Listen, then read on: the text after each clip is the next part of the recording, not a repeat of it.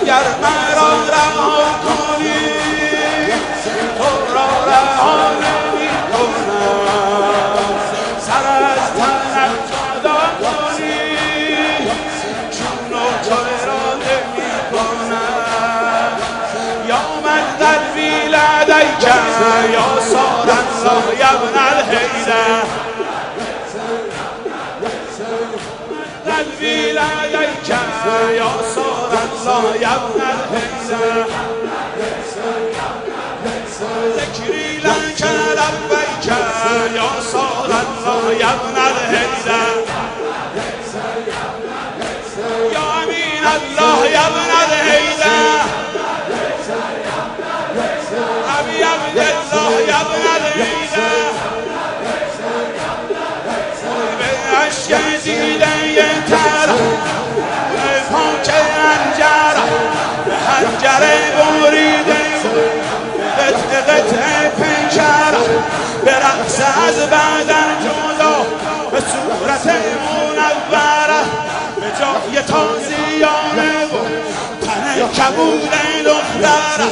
به جای تازیانه و تن کبود دختر مرا ز من جدا کن و ز خود نکن جدا.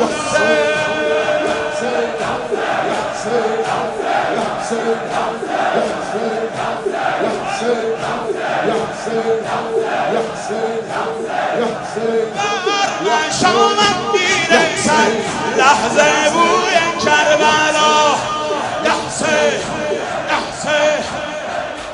بر دلم ترسم ببر آرزوی کربلا، لحظه لحظه اشته آب پراد ای اجل مهلت بده تا بگیرم در بغل قبر شهید کربلا.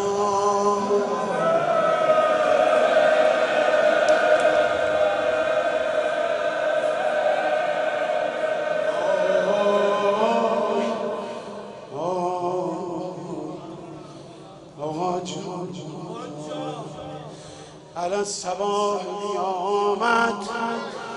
که سر ز خاک برآورم،